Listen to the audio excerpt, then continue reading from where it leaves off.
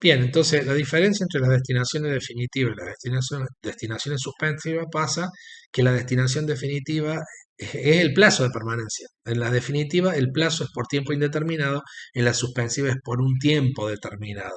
¿Estamos? Es decir, que en definitiva la mercadería debe retornar al exterior o bien debe ser destinada definitivamente. La otra es que las destinaciones definitivas generan obligaciones tributarias frente al Estado por parte del importador, debiendo pagar todos los tributos que graban la importación para consumo. En cambio, las suspensivas no generan esa obligación. Sí deben garantizar todos los tributos que deberían pagar las mercaderías, como si se fueran a importar, pero al solo efecto de asegurar el cumplimiento del régimen. Bien, entonces, la diferencia está en los plazos de permanencia y en los impuestos que hay que pagar. Bueno, con respecto a la destinación definitiva, mencionamos que los impuestos que hay que pagar tienen que ver con impuestos al comercio exterior, es decir, los derechos a la importación o aranceles de la importación, tasas que no tienen nada que ver con los impuestos, que son, como el nombre lo indica, impuestos coactivamente por el poder coactivo que tiene el Estado. En cambio, las tasas es algo que paga el importador, es una contraprestación económica que paga por un servicio que está recibiendo el Estado. En este caso, la tasa más importante que se abona es la tasa estadística, que es del 3%, y por los servicios confiables al comercio exterior que brinda el INDEC todos los meses cuando se publican la balanza comercial de Argentina.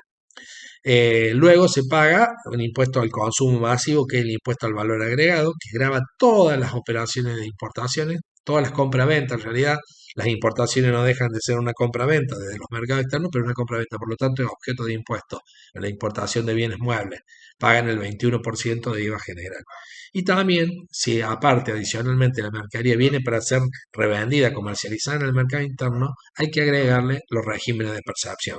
Estos regímenes de percepción tienen que ver con un IVA adicional al general, que hoy tiene una presión del 20%, un anticipo del impuesto a las ganancias del 6%, y también vamos a tener que pagar impuestos provinciales, un anticipo del 3% de ingresos brutos, de la misma manera que se paga el IVA adicional y el anticipo de impuesto a las ganancias. Son pagos a cuenta que luego se pueden computar contra el pago de los mismos impuestos en el mercado interno en cada uno de los anticipos a lo largo del año. ¿Estamos? O bien en la declaración jurada anual. Y por último, queda una categoría de impuestos que no alcanza a todos los productos, que solamente grava a una lista, es una ley de la década del 30 del siglo pasado, que es la ley de impuestos internos, que establece taxativamente, objetivamente, cuáles son los productos que están alcanzados con impuestos internos. Entre ellos, autos, motos, celulares, neumáticos, bebidas alcohólicas, cigarrillos, agua mineral, etcétera. ¿Estamos? Entonces sepan que si están importando algún tipo de esa mercadería, también se debe liquidar y pagar impuestos internos, que es una categoría más de todos estos impuestos interiores nacionales. ¿Estamos? Ahí tenemos el costo tributario de una importación para consumo.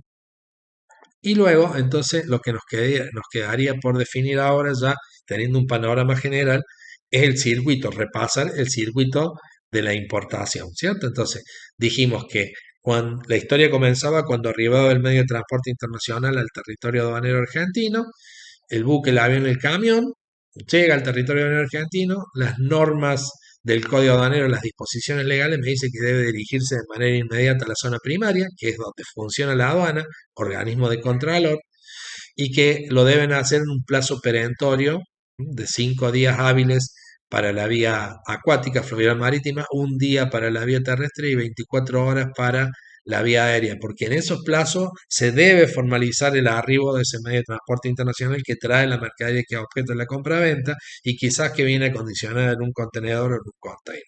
Entonces, cuando llega a la zona primaria aduanera, debe ser representado ese medio de transporte internacional, esa empresa de transporte internacional, por un agente de transporte aduanero, que es una persona física o es una persona jurídica, que tiene la misión de representar a esa empresa de transporte internacional. ¿Ante quién? Ante la AFIP, Dirección General de Aduanas, para formalizar el arribo del medio de transporte.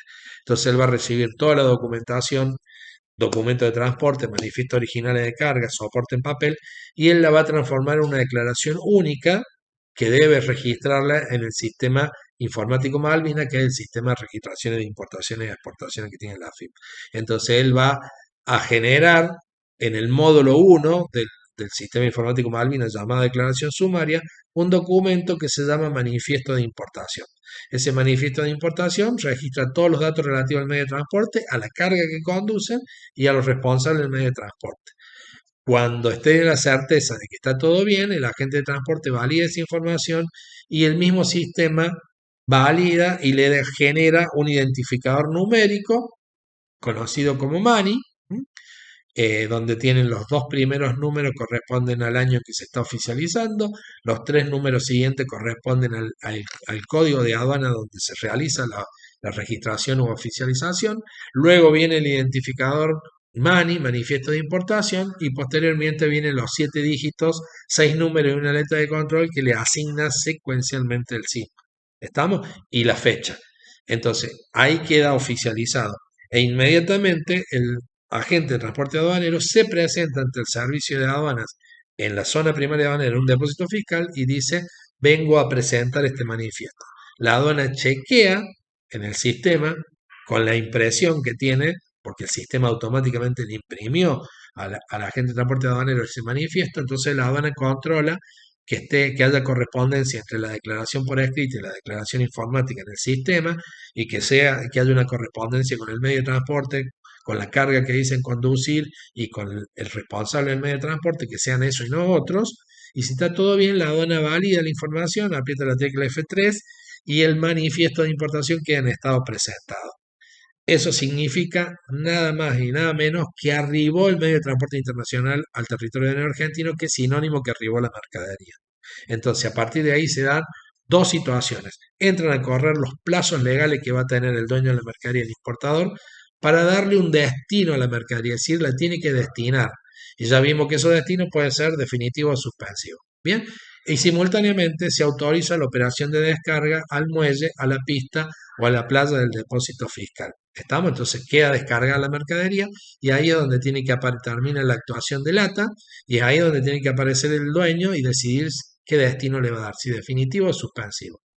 Si en ese momento él decide destinarla definitivamente, contrata a un despachante que lo represente, el despachante va a hacer la declaración jurada de importación o despacho de importación, pero en este caso lo puede hacer únicamente bajo la modalidad de directo a plaza o IC05 como el identificador numérico.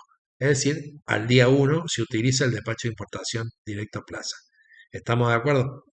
Ahora bien, si en ese momento el importador no decide destinarla definitivamente, que es la única opción que tenía para destinarla definitivamente bajo la modalidad de directo a plaza, dice, lo voy a pensar, lo voy a pensar, me voy a tomar los 15 días hábiles para decidir qué destino le dar. Entonces, en ese momento, la aduana ordena que la mercadería debe ingresar indefectiblemente al depósito fiscal, a la zona primaria aduanera. Entonces, una vez que ingresa ahí el operador que va a participar, quien va a ser a continuación de lata, quien va a tomar la posta de lata es el depositario, es decir, el permisionario del depósito fiscal, es decir, aquella empresa que tiene la concesión o explotación de este depósito fiscal. Va a ingresar también, igual que lata, en el módulo 1 de declaración sumaria del sistema informático Malvinas y allí le va a dar ingreso a la mercadería de depósito y cuando termine de ingresar el último bulto, el cierre de ingreso a depósito. Y la mercadería puede permanecer dentro del depósito fiscal 15 días hábiles, coincidente con los 15 días hábiles que tiene para destinar el importador, bajo un régimen pasajero provisional llamado depósito provisorio de importación. ¿Estamos? Entonces, al solo efecto de que el importador se decida darle un destino. Durante esos 15 días hábiles con la mercadería se pueden hacer actos de traslado, actos de conservación o actos de reconocimiento. Los actos de reconocimiento es que el importador pueda acogerse a un régimen que se llama ignorando contenido, que también es un régimen beneficioso para el importador.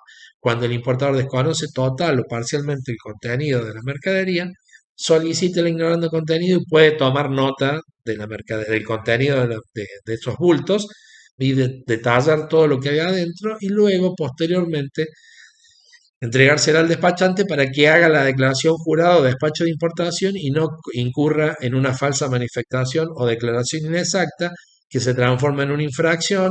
Las infracciones se sancionan económicamente, una sanción muy onerosa esta, y que está tipificada en el artículo 954 del Código Aduanero. Bien, entonces, Como es un régimen beneficioso, si se acoge el ignorando contenido, se ganan 10 días extra, 10 días adicionales para los plazos para destinar. Entonces, de 15 días hábiles, el importador se va a 25 días hábiles para decidir qué destino le da, si definitivo o suspensivo. Bien, vencido el plazo, los 15 días hábiles, 25 días hábiles, si el importador decide destinar definitivamente la mercadería, en este caso lo va a hacer, contratará al despachante de aduana, hará la declaración jurada de importación o el despacho de importación, pero en esta oportunidad bajo la modalidad del despacho directo común o IC04, que dijimos que era la situación más común a todo, que quede almacenada a la espera de que el importador consiga toda la documentación o obtenga los fondos para poder pagar los tributos que dijimos que tienen que ser previo, cash y en dólares a la oficialización, previo a la oficialización.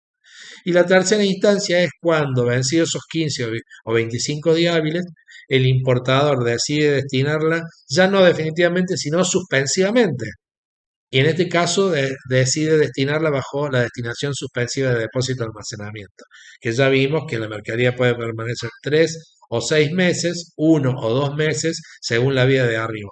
Marítima en el primer caso, fluvial, aérea y terrestre en el segundo caso, y como son suspensivas pueden tener una prórroga por única vez o por un plazo que no exceda el original. Por eso hablamos de 3 o 6 meses, 1 o 2 meses. Y vencido el plazo, o durante la vigencia del mismo, si el importador decide destinarla definitivamente, en este caso, la declaración jurada de importación o despacho de importación que debe utilizar es el IC06 o directo de depósito de almacenamiento. ¿Estamos? Entonces ahí va lo que yo le expliqué en clase, de que un importador puede importar definitivamente la mercadería que es objeto de la compra-venta internacional en distintos momentos en el tiempo, para lo cual era útil trazar una línea en el tiempo como si fuera un diagrama de Gantt y ver cuál es la trazabilidad de la mercadería a lo largo de esa línea del tiempo. Entonces, si el importador decidía destinarla al mismo momento del arribo, es decir, al momento de la descarga, día 1, utiliza el despacho de importación IC05 directo a plaza. Si, en cambio, la mercadería ingresa al depósito fiscal, está en depósito provisorio, sin ignorando contenido, con ignorando contenido, nos vamos a desplazar 15 días hábiles o 25 días hábiles en la línea del tiempo y vencido el plazo, el importador decide destinarla definitivamente, deberá utilizar en esta oportunidad el despacho de importación IC04 o directo común.